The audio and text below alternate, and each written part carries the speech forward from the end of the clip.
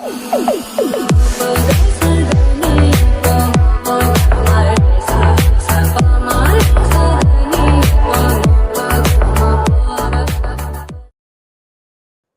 Guys, நம்ம தமிழ் மீறி சென்னை நாட்டு கிளாசிக்கில் எபிசோட் 116 தான் பார்க்க போகிறோம். வாங்க நேர வீடியோக்குள்ள போயிடலாம்.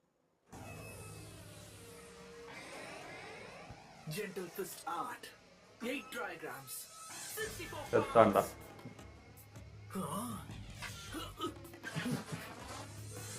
அப்படியே அடி ஒன்று இடி மேலும்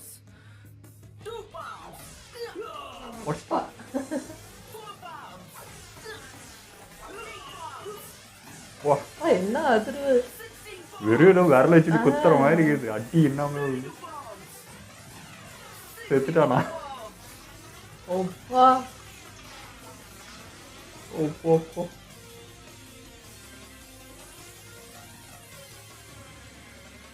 நம்ம சின்ன பசங்கள்கிட்ட மோதல ஒருத்தனுக்கு விதி பிடுங்குது. பாப்போம், வேற திரும்ப இருந்து வந்துட போறோம். இன்னும் லெவல் 2க்கு போவானே.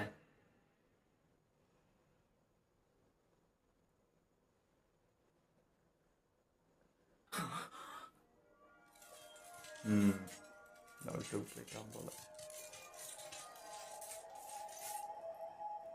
கொடூரமா இருப்போம் போல. எனக்கு காரா ஞாபகம் வருது அந்த ஃபேஸ்லாம் பார்க்கறதுக்கு. மேல லேயர் வச்சிருந்துருக்காயா?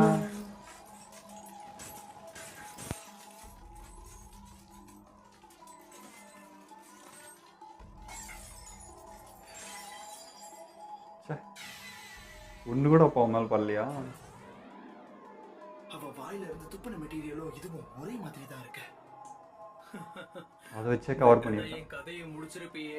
அந்த ஜென்டில் ஃபிஸ்ட்ல இருந்து ஒரே ஒரு அடி என் மேல பட்டிருந்தாலும் என்னோட சக்கர மொத்தமும் கரைஞ்சிருக்கும்னு எனக்கு நல்லாவே தெரியும். பரவாயில்ல, நீ என்ன ஓட்டத்திலேயே வைக்கிற.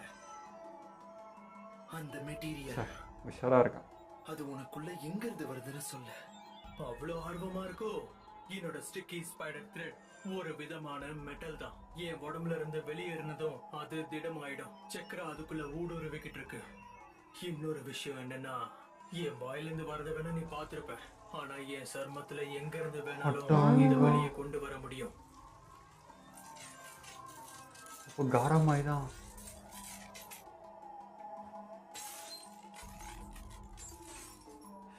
இப்போதான் எல்லாமே புரியுது. அதனாலதான் அவன் சக்கரா பாயிண்ட்ஸ் மேல நான் எவ்வளவு அட்டாக் பண்ணாலும் எதுவுமே நடக்கல.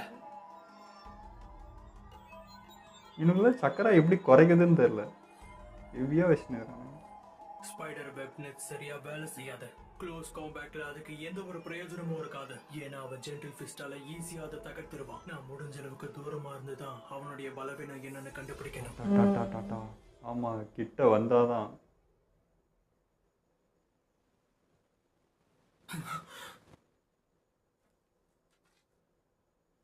எங்கடா போன?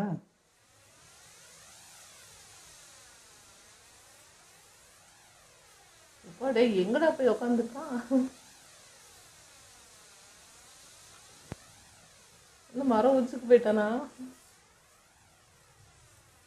ஃபைட்டர் தானே அவன், எங்க வேணா இருப்பான்.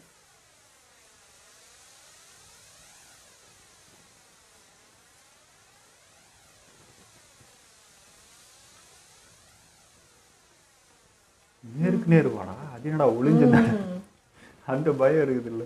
வாய் தான் எல்லாரும். ஒரு சத்தமும் போடாம சட்டன்னு வந்துடும்.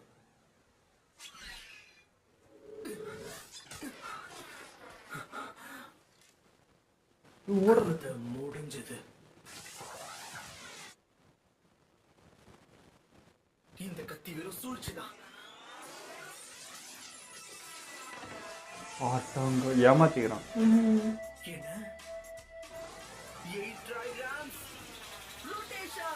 போடு, எவ்வளோனா எத்தி ஏறி தம்பி.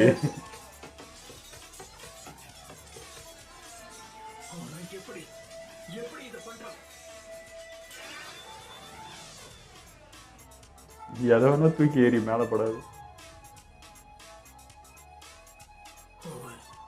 சக்கராவை பயன்படுத்தி அட்டாக்க தடுத்துட்டான். என்ன வாங்கிப்பாங்களா? நம்மளுக்கு எப்படி தெரியும்? அவன் தலைக்கு பின்னால கூட அவனுக்கு கண்கள் இருக்கா? சுற்றி கண்டுடா அவனுக்கு 360.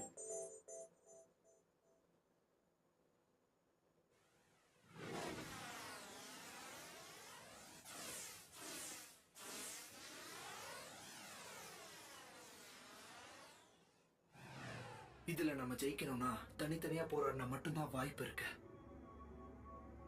இதுதானே நீயும் சொன்ன.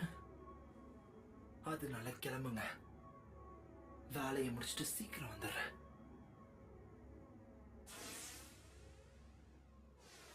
நாம நேருக்கு நேரா மோதி ஆகணும். நருட்டோ, சில சமயம் உன்னோட கண்கள் என்னோட கண்களை விட சக்தி வாய்ந்ததா இருக்கு. கம் ஆன் நேஜி, சீக்கிரமா வேலையை முடிச்சிட்டு வந்துரு. புரிஞ்சதா? அவனோட டீமுக்காக மற்ற டீம்லாம் போறான்னு இது.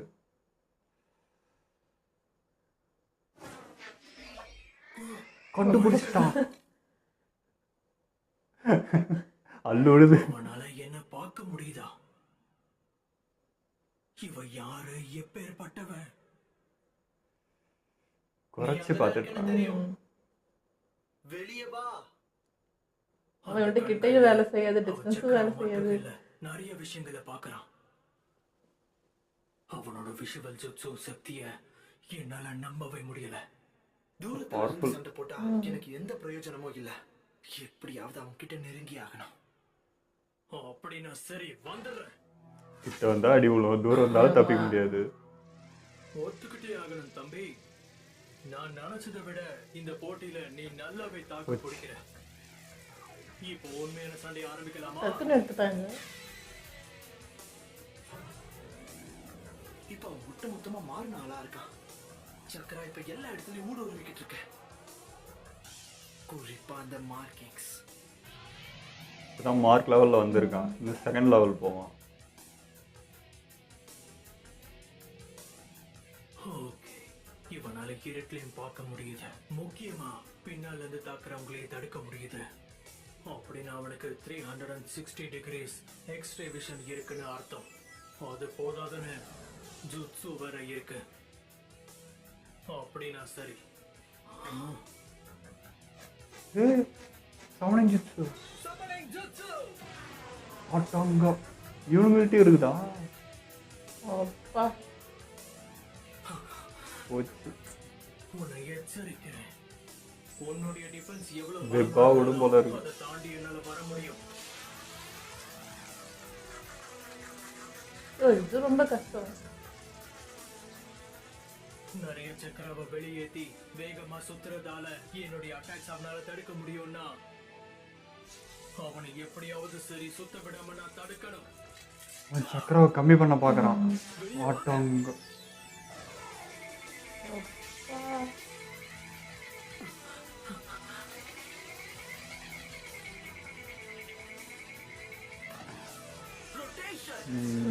இது பண்ண வச்சுனே இருந்தான். சக்கரை ட்ரை ஆகுமே.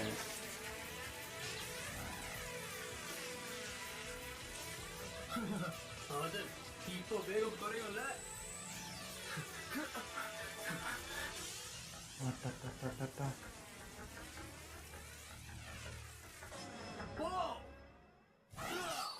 ஆஹா, தப்புறா. தெரியும் எப்படியும். செத்துப்போ.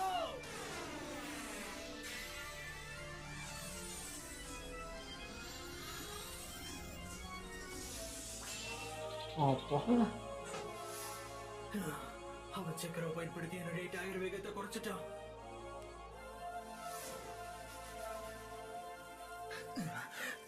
என்ன? அவன் எப்படி என்னோட ரொட்டேஷனை நிறுத்துச்சு? ரெண்டு பேரோட சக்கரம் ஒருத்தர் நிறுத்திருச்சு. விளையாடினது போதும். என்னோட ரொட்டேஷன் ஜூட்ஸு வேலை செய்யாதுன்னா த்ரெட்ஸை நான் தான் ஒவ்வொன்றா கட் பண்ணி ஆகணும். அவன் பலமே அவன் க்ளோஸ் ரேஞ்ச் டாய் ஜுட்ஸு தான். அதனால தூரமா இருக்கிற வரைக்கும் எனக்கு எந்த ஒரு பிரச்சனையும் இருக்காது. எவ்வளவு நேரம் வேணாலும் நான் எடுத்துப்பேன். ஏன்னா எனக்கு அதை பத்தி கவலையே இல்லை. இது ரொம்ப நேரம் போகும் போல இந்த ஃபைட்டு.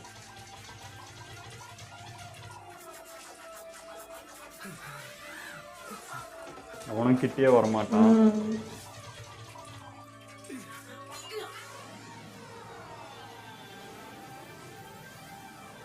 எல்லாம் ஜஸ்ட்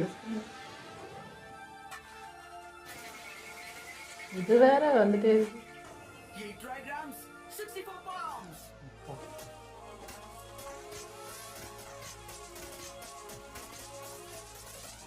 ஐயோ இது கண்டிப்பா எனர்ஜி போகும். வேற எவனா வந்தா அவ்வளோதான் இன்னும்.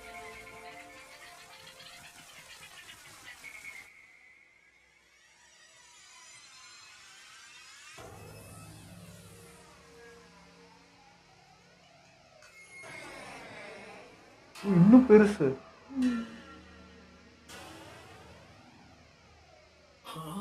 அவன் நிக்கிற தோரணம் மாறிடுச்சு. 8 trigrams, 128 pounds. அப்பா ஐயோ செம்ம ஸ்பீடு. இதுனா ஒரு அடி பட்டா கூட அவ்வளோதான். என்ன இப்ப விழநடி ரெட்டிப்பா இருக்கு. கிட்ட வரான். என் கதை முடிஞ்சது. இப்ப நீ கணக்கு ரெட்டிப்பாக்கிட்டல, அதே மாதிரி நானும் பண்றேன்.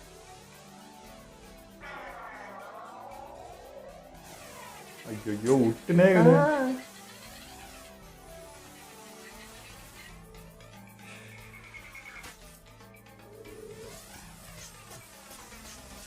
எவ்வளோ நேரம் பண்ண முடியாது. நிறைய வந்துகிட்டு இருக்கு. டைம் கம்மியா இருக்கு.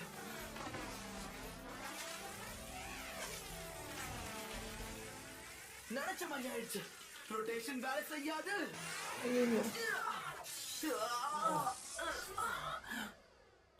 சச்சா.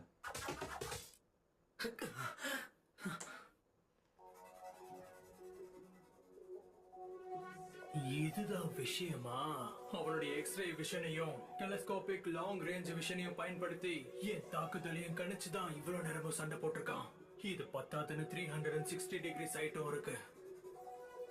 வேகமா வேற செயல்படுறதுனால இந்த பையனோட சக்தியை தாண்டி யாராலையும் எப்பவும் எந்த ஒரு தாக்குதலும் பண்ண முடியாது. ஆனா அவனுடைய ரியாக்ஷன் டைம் வச்சு பார்த்தோம்னா அவன் இருக்கிற இடத்துல இருந்து 50 மீட்டர்ஸ்குள்ள இருக்கிற கூனாய் நைப்ஸ் மட்டும்தான் அவனால தடுக்க முடியுது. எல்லாத்தையும் தடுக்க முடியல. இது ஒரு வீக்னஸ் கண்டுபிடிச்சான். எப்படியோ ஏதோ ஒரு விதத்துல ஒரு கூனாய் நைஃப் அவன் மேல பட்டு அவனுடைய பலவீனத்தை காட்டியிருக்கு. அவனால தடுக்க முடியாத ஒரு இடம் இருக்கணும்.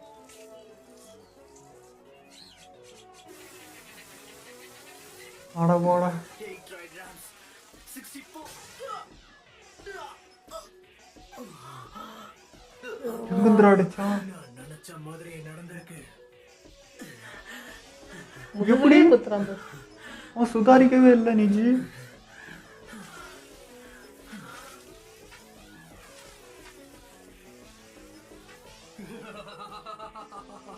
இப்ப தடுத்து காட்டு.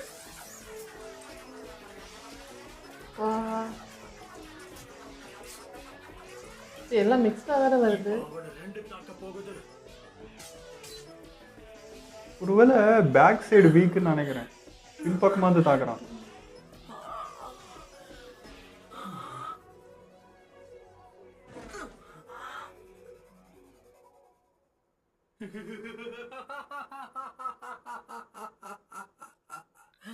உன் டிஃபென்ஸ் தாண்டி என்னால உன்னை தாக்க முடியும்னு நான் தான் சொன்னேன்ல.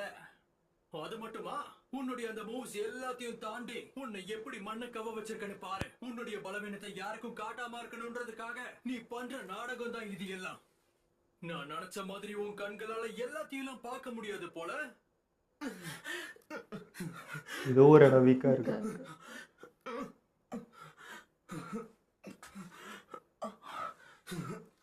உன்னை நான் என்னமோன்னு நினைச்சேன் தெரியுமா? ஆனா இப்போ உன் கதை முடிஞ்சிருச்சு தம்பி.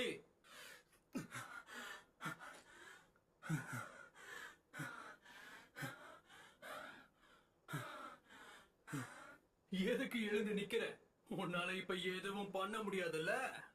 தேவையில்லாம பிரச்சனையில வந்து மாட்டிக்காத சொல்லிட்டேன். நீ அமைதியா இருந்தா உன்னை கௌரவத்தோட நான் கொள்ளுவேன். ஓ உன்னால என்ன எதுவும் பண்ண முடியாது. கிட்ட வாடா.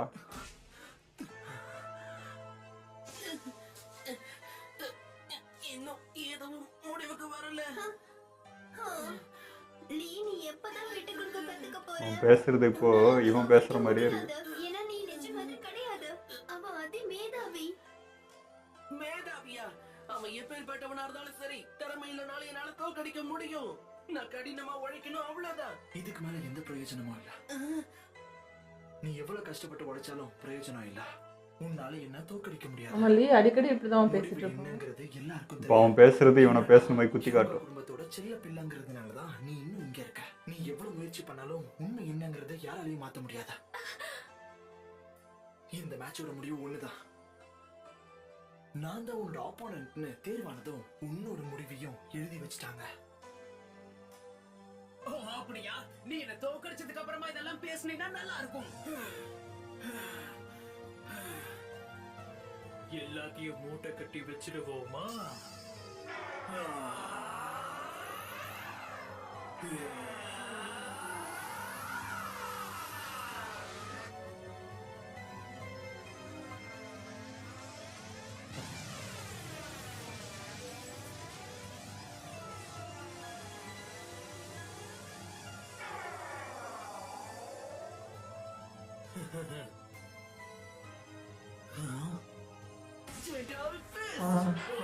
வா செத்துச்சுடா அது.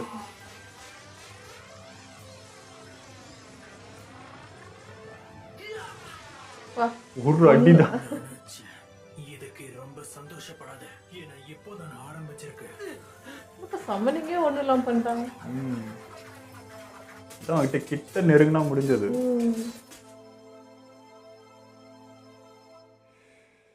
திரும்ப திரும்ப பேக் சைடே அட்டாக் பண்றான் அவன்.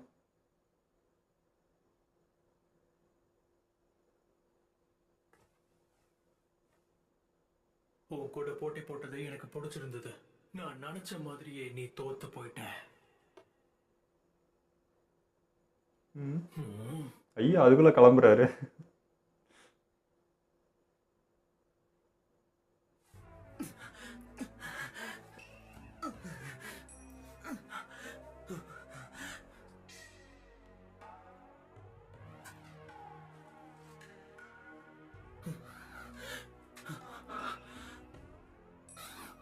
பின்னாடி இருந்து பார்த்து உரைச்சி மாதிரியே.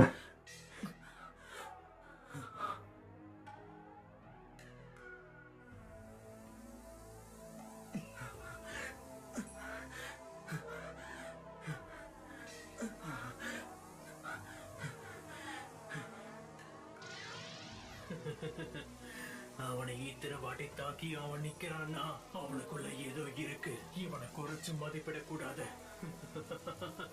இவன் சாதாரணமானவன் கிடையாது. நான் எதிர்பார்த்ததை விட இவன் எனக்கு நிறைய சுவாரஸ்யத்தை கொடுக்கறான். அதனால நான் யாரு என்னங்கிறத காட்டதான் போறேன்.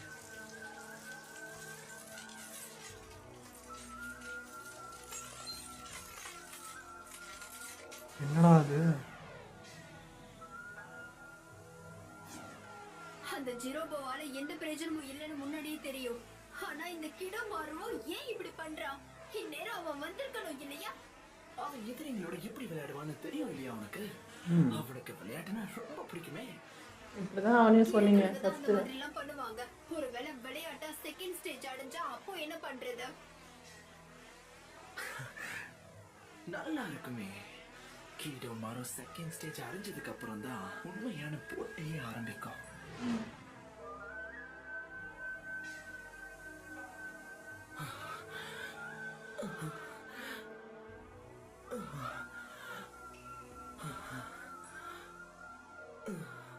செகண்ட் லெவல் வரத்துக்குள்ளே நம்ம பசங்களுக்கு எல்லா எனர்ஜியும் போயிடுது. தான் பிரச்சனை.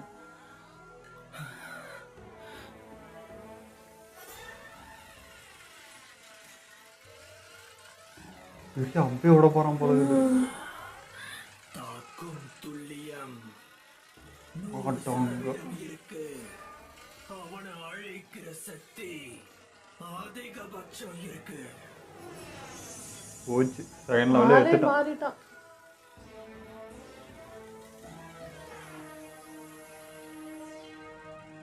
ஸ்பைடர் மாதிரி தான். ஐயோ நின்று சென்ஸ் பண்ணுமே. எங்க முடியும் இன்னைக்கு எபிசோட் சூப்பராக இருந்ததுங்க. நிஜியோட வேற லெவல் இதெல்லாம் இருக்கு. பட் வந்து பீட் பண்ண முடியுமான்றது தெரியல. நிஜி ஆனால் ஆச்சரியப்படுத்துறான். எவ்வளோ வெப்பு இதெல்லாம் வேற யாருன்னா என்ன கொச்ச கொச்சன்னு கொதிச்சு இருக்கும். அவனுடைய அந்த இது இருக்கிறதுனால எல்லாத்தையுமே சமாளிச்சான். பட் அந்த சக்கரா ட்ரை ஆகிறது தாங்க நம்ம பசங்கள்கிட்ட இருக்கிறது ஒன்று. இவனுங்க எக்ஸ்ட்ரா 3 பேக்கப் வச்சுட்டு இருக்கானுங்க. இவங்க அந்த 2ஆம் லெவல் அதுக்குள்ளே வரத்துக்குள்ளே நம்ம பசங்களுக்கு எல்லா எனர்ஜி பாதி எனர்ஜி கிட்ட ட்ரை ஆகிடுது. அதுக்கு மேலே எடுத்து போராடணும். ஸோ கொஞ்சம் கஷ்டம் தான் நினைக்கிறேன். ஆனால் நெஜோட ஸ்பீடு வேற லெவலில் இருந்துச்சு. எனக்கு பயங்கரமாக இருந்தது சீன் பார்க்கறதுக்கே. ஆனால் அந்த பின்னாடி இருந்து தாக்குறதாங்க அவன் தான் என்ன ஏன் அப்படி எனக்கு தெரியல. அவன் வந்து எல்லா சைடு பார்க்குறவன் தானே, ஏன் அது முடியலன்றது எனக்கு புரியல. ஒருவேளை இந்த ஃபர்ஸ்ட் இதில் இந்த உருண்டையா பால் போட்டானே அப்போ கூட வந்து நிஜி வந்து பின்னாடி முன்னாடி ஒரே டைம் பார்க்கல. சிக்கமாரு சொல்கிறப்ப தான் வந்து அதை நோட் பண்ணி பார்த்தான். ஸோ விஷுவல் அவனுக்கு பேக் சைடு ரொம்ப கம்மின்னு நினைக்கிறேன். ஒரே டைமில் பார்க்க முடியலையோ என்னமோ தெரியல. 360 பார்க்க முடியும் தான். பட் இவ்வளோ ஸ்பீடு இவ்வளோவும் வரப்போ ஏதாவது ஒரு இடம் வீக் இருக்கும் இல்லையா அவனுக்கும். ஸோ அந்த இடம் கண்டுபிடிச்சி அடிக்கிறான்னு நினைக்கிறேன். ஸோ முதுகு பக்கம் தான் ஏதோ ஒரு விஷுவலில் கம்மியாக இருக்கு. அதனால பின்பக்கமே தாக்குறான். ஏதோ கண்டுபிடிச்சிடறானுங்க டக்குன்னு. நான் நினச்சேன் நிஜி தொடவே முடியாது அப்படின்னு சொல்லிட்டு. பட் ஒரு வீக்னஸ் கண்டுபிடிச்சிட்டு அதேமாதிரி கிட்ட வந்தான் அவன் காலி. ஏன்னா வந்து சமணிங் ஜுட்ஸ் அதுவே ஒரு அடியில் வெடிக்க வச்சிட்டான். ஸோ அவ்வளோ பவர் இருக்குது கையில். கிட்ட மாட்டினா அவனை செத்தடா நீன்ற மாதிரி தான். அதனால தொலைவா ஐயா வந்து தொலைவாக்கான்னு வீரவாசனம் பேசு, கிட்ட வந்து பேசு முடியாது இல்லை. அந்த பயம் இருக்கு. எல்லாமே வந்து வாய் தான் இவங்களுக்குலாம். தொலைவா இருந்துன்னு எல்லாமே கிட்ட வந்தால் செத்துருவான்னு தெரியும். தொலைவா இருந்து தாக்கினுங்கிறான். நீ நேரு வாடா ஒழிஞ்சு வந்து தாக்கினுங்கிற. இதுல என்ன வீரம் உனக்கு? இவனோட வீக்னஸ் கண்டுபிடிச்சிட்டோன்னு கொஞ்சம் ஈஸியா இருக்கும். பண்ணலாம். சரி பார்ப்போங்க நெக்ஸ்ட் எபிசோட் என்ன நடக்குதுன்னு. அவன் செகண்ட் லெவல் வந்துட்டான். நிஜி கிட்ட என்னென்ன பவர் இருக்குன்னு தெரியாது. ஏன்னா எக்ஸாம் அப்போ இருந்தது வேற. இப்போ ட்ரைனிங் எக்ஸ்ட்ரா எடுத்திருப்பாங்க. ஏன்னா ஜோஜியே வந்து இந்த அளவுக்கு வந்திருக்கானா இவங்ககிட்ட ஏதாவது ஒன்று இருக்கும்னு நினைக்கிறேன். பார்ப்போம் நெக்ஸ்ட் எபிசோட்ல. ஓகே, இதோ நம்ம வீடியோ முடிச்சப்போ மறக்காம லைக் ஷேர் பண்ணிடுங்க. மறக்காம சப்ஸ்கிரைப் பண்ணிடுங்க.